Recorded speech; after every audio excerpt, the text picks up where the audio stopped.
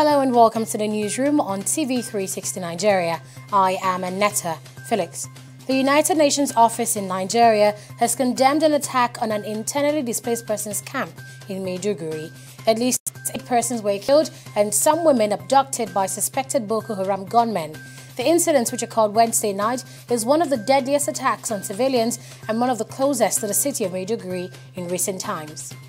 Now, the police in Kaduna State say 97 suspects have been charged to court for their involvement in the recent crisis in Kasuwan Magani. The State Commissioner of Police, Ahmed Abdurrahman, says 45 of the suspects were arraigned at the Chief Magistrate Court in the state on October 24, while 52 suspects were arraigned on October 31st. Nigeria's military has dismissed the report of Amnesty International on the alleged use of excessive force on protesting members of the Islamic movement in Nigeria.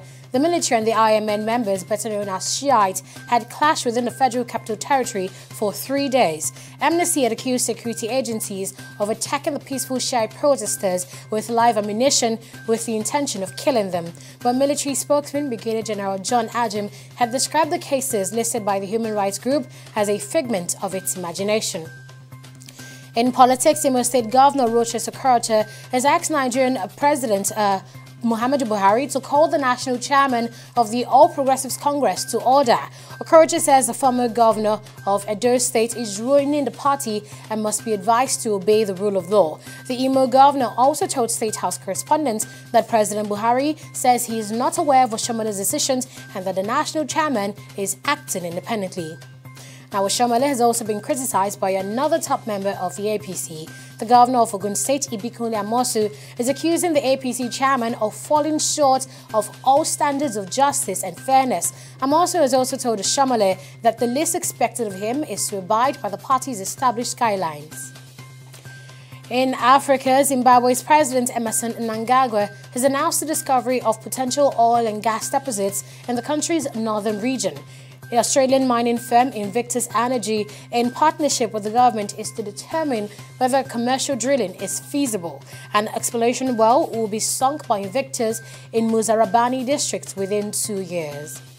Now to East Africa, Uganda is to become the first country in the world to give a vaccine against Ebola without experiencing an active outbreak. The country's health authorities, along with the World Health Organization, have taken the decision because of the threats of the spread of Ebola from neighboring Democratic Republic of Congo.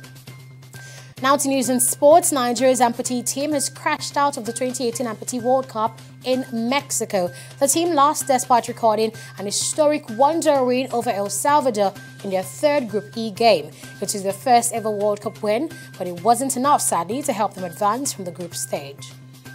Now, an injury to Kevin De Bruyne took the shine off a convincing win for Manchester City as the Carabao Cup holders eased past Fulham to advance to the quarter-finals. Spanish teenager Brahim Diaz scored in each half with his first senior goal to set up at last 8 meeting with Leicester or Southampton.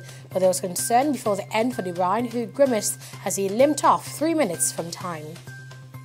And that's news in 5 minutes on the newsroom on TV360 Nigeria. Thanks for watching.